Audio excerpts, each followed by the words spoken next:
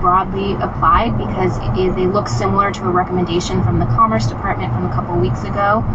But interestingly enough, after that recommendation, Defense Secretary Jim Mattis put out a public letter arguing for more targeted tariffs so that we could exempt some of our key allies who are also steel and aluminum exporters. Right, Canada, Europe among them, and the Canadians. The foreign minister said today she is not pleased. Canada is not pleased by this. So, which gets us kind of to the national security argument. Walk me through how that happened and where things stand now with that.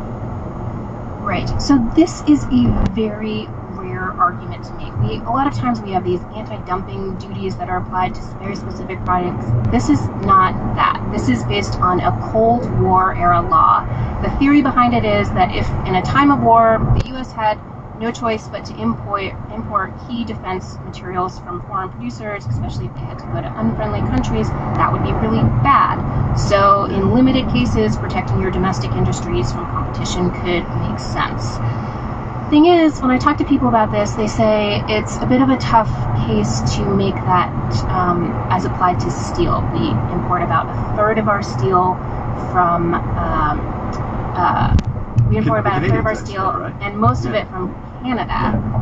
It's a little easier to make that argument when it comes to aluminum because we import about 90% of it. We're going to get into retaliation here in a second with Scott Tong, but talk to me about the sort of the way this ripples through the economy. We got 20 seconds.